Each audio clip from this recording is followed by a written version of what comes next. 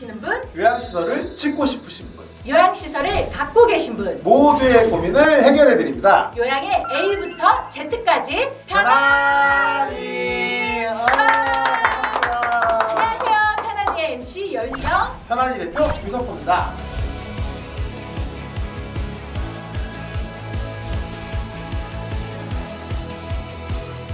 네, 한수동병 원장 한수입니다.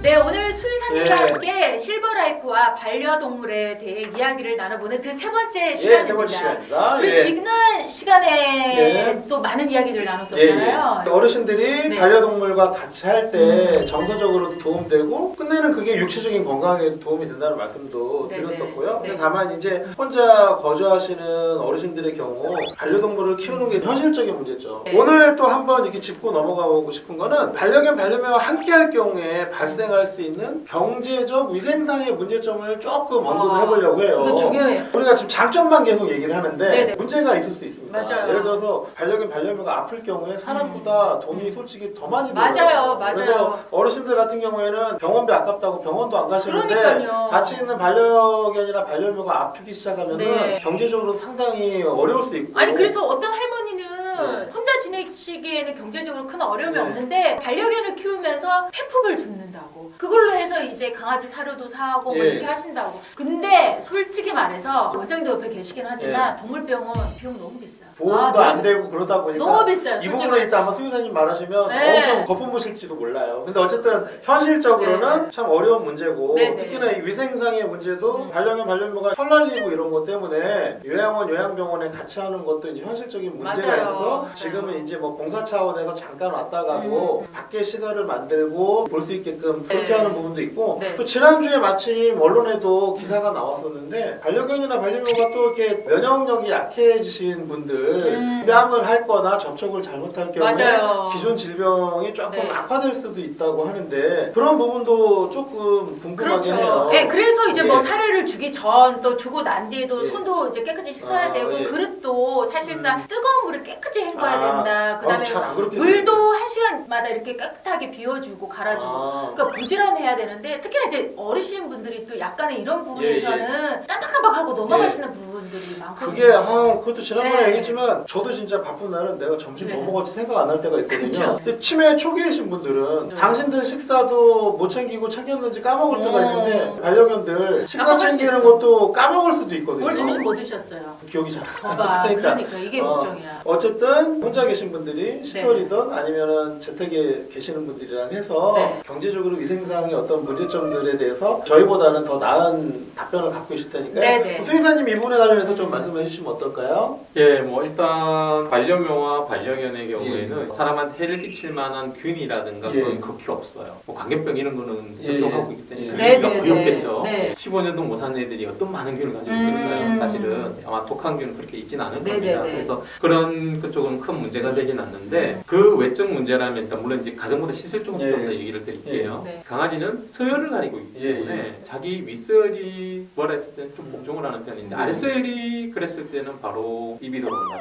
그건 반드시 있을 수 있어요. 자기 자리를 지키기 위해서. 예. 그렇죠. 당연히 약간 애기한테 당연히 그렇게 하겠죠. 그걸 이제 1인자인 보호자가 이걸 제재를 예, 하겠지만 예. 근데 시설에서는 그런 부분이 좀 쉽지는 않으실 것 예, 같아요. 예. 네네. 그래도 이제 사람으로 많이 키우면 이제 복종을 하고 있을 거예요. 노인을 네네. 구분한다고 해도 윗서열이기 때문에 그렇지는 않을 건데 1인실을 이용한다든가 이랬으면은 일단 키우고 이러는 거는 문제가 안 되실 것 같아요. 근데 지점이 문제가 생기면 반드시 옆방에 다른 분이랑 이런 분이랑 마찰이 생길 확률이 굉장히 높아집니다. 지점이 잠깐이면 모르겠지만 그게 좀 오래돼 버린다든가 그렇죠. 그런 거 이러면 같네요. 이제 심각한 문제들이 발생될 가능성이 좀 높아요. 경제적인 문제는 아무래도 우리나라는 의료보험이 되지 않다 예, 보니까 경제적인 부담은 굉장히 많이 되실 수 있어요. 되실 수 있고 사람도 나이 들면은 의료비 지출이 많아지는 것처럼 네네. 강아지들도 이제 12살 넘어가기 시작하면 대부분 의료비 지출이 굉장히 많이 늘어납니다. 강아지가 가기 6개월 전에 보호자의 선택에 따라서 지금까지 써온 돈보다 더 많은 돈을 쓰고 갈 수도 있다는 얘기를 해요. 근데 이제 요즘은 너무 가족화가 되다 보니까 그렇게 올인하시는 분 생각보다 많으세요. 그리고 이제 아까 말씀드리듯이 생활보호 대상자로 지정되신 분들이 있으면 있으면은 코드가 있잖아요. 코드가 있으면 되는 것 같아요. 네네. 코드를 가지고 어떤 병원에서 가면은 해준다. 병원들이 지정이 돼 있을 거예요. 그런 쪽에 가면 이제 병원비가 많이 감해진다든가 이런 부분들이 있는 걸로 알고 있어요. 그런 식으로 해결을 하셔야 될 것 같고요. 저는 제일 궁금한 게 무는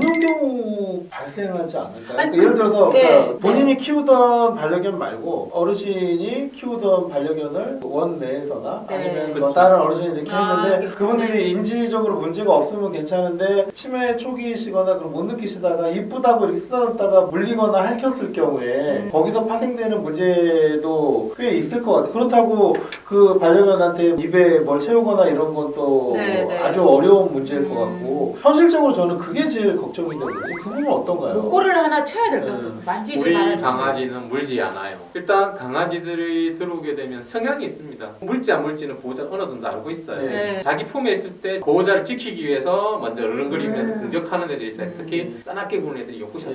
네네. 실제 욕구셔는 건데 보호자 품에 있을 때만 그러고요. 넘어가면 또 가만히 있어요. 아. 근데 그렇지 않은 게 말티즈라든가 이런 애들이 예. 조금 더 그런 성향을 조금 가지고 있는 편이에요. 예. 시주가 좀 굉장히 덜한 편이고 같은 품종이더라도 애의 성향이 반드시 있어요. 성향 테스트를 거쳐야 되겠죠. 아무래도 문 다음에 짖지 않아야 된다든가 무는 성향이 거의 없다든가 네, 그런 애들 무는 성향이라는 건 어린 애들이 너무 활발하게 움직이다가 순간적으로 오는 경우는 있을 수 있는데 네. 그런 것도 잘 선택을 해야 되겠죠. 사람에서 물림사고에서 감염이 돼서 잘못된 케이스도 있는데 요양시설도 아무래도 매력적으로 좀 떨어지실 가능성이 좀 예. 높기 때문에 이런 부분들 굉장히 좀 조심스럽습니다. 저 또 하나 아까 궁금했던 게 그 보험 문제 있잖아요. 제가 예전에 얼핏 들었을 때 정확한 정보는 아니지만 부산인가 어딘가에는 강아지 보험이 적용되는 병원이 있다고 들었는데 시행하고 있는 병원이 어딘가 있긴 있다고 들었는데 이게 개별 플랫폼이나 이런 데서 개별 약간 사적으로 하는 것 예전에도 같은데 20년 전에도 있었어요. 네. 자기 병원에 얼마를 내고 얼마를 할인받는 아, 그런, 맞아요. 그런 그런 거. 타입들인데 네. 그거는 좋은 의도는 아닌 것 같아요. 아, 홈쇼핑에서도 가끔 이런 이제 상품을 보통 판매. 병원을 다니면은 네. 치료가 잘 되는 경우가 있고 안 되는 경우가 있을 건데 네. 다른 데라도 찾아가 봐야겠다는 생각을 하게 되는데 그게 발목을 잡고 있을 수도 아. 있죠. 네, 그래서 그거는 아. 원래 못하게 아마 법제화 됐을 겁니다. 아, 예. 가능성은 없나요? 이제 앞으로 이 보험이 이제 보험은 개별 보험밖에 없죠. 사적 보험들밖에 있을 수 근데 없죠. 사람에 대한 보험도 연금보험이나 건강보험이나 재정이 막 고갈되고 되게 힘든 상황이라 네. 정부의 적극적인 도움을 맞아요. 받으려고 해도 네. 현실적인 어려움이 있는 건 사실이고 네. 다만 이제 향후에는 어쨌든 이런 사적 보험의 형태로 해서 어떻게 말하면 품앗이나 개 형태로 네. 그런 걸 이제 어떤 플랫폼화 해갖고 지원되는 형태는 지금 여러 가지 시도가 있는 것 같더라고요. 그 저희가 위생적인 부분도 사실 한번 좀 짚고 넘어가야 될 것 같은데. 그러니까 지난주에 기사 나온 게 혀로 땀 핥고 그러면 뭐 사람이 위험하다 그러는데 그 부분이 정말 걱정할 만큼 문제가 생길 수 있나요, 원장님? 제가 볼 때는 물론 이제 밖에 나가서 막 네. 흙을 파고 논다든가 이런 네. 경우에는 좀 문제가 될 수 있어요. 그렇죠? 그렇지만 이제 실내 생활하고 있는 애완동물들은 네. 그럴 일이 거의 좀 없다고 그러니까, 보셔야 되죠. 네. 그다음에 이제 뭐 나쁜 균이 내 몸에 들어와 있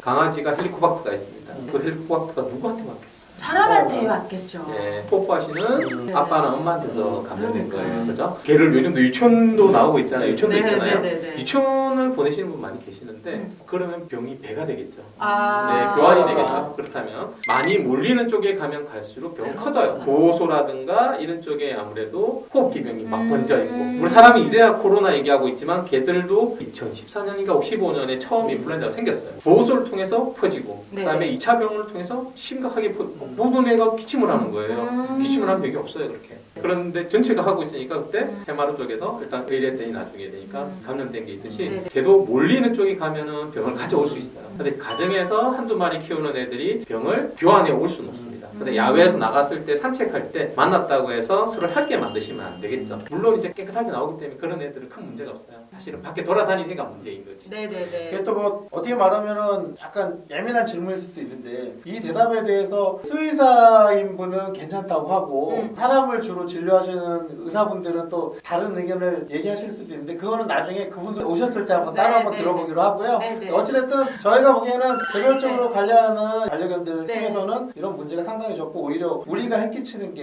네. 걱정이라고 원장님 말씀하셨듯이 예. 우리가 먼저 조심하는 게 맞을 것 같아요. 네. 그리고 또 네. 아무래도 저희가 다루는 게 실버라이프다 보니까 노인들과 반려견, 반려묘에 관한 부분에 있어서는 좀 더 이 사이가 좀 개선돼야 되는 부분이 예, 더 예. 좀 많이 있어야 되지 않나 예. 이런 생각이 또 듭니다. 예, 예. 네, 오늘도 좋은 정보 너무 감사드립니다. 아, 이거 원장님. 어쨌든 저희 소문대로 아, 동물계 허준이라는 그러네요, 말씀이 진짜. 전혀 네. 거짓말이 아니네요. 그래서 저희가 예. 한 주 더 모시기로 했습니다. 한 주 더 네. 한수 원장님을 다음번에 모시는 걸로 하고 네네. 자, 오늘 오늘은 여기서 또 네. 인사드릴게요. 자, 여러분 이번 한 주도 다 함께 네, 편안히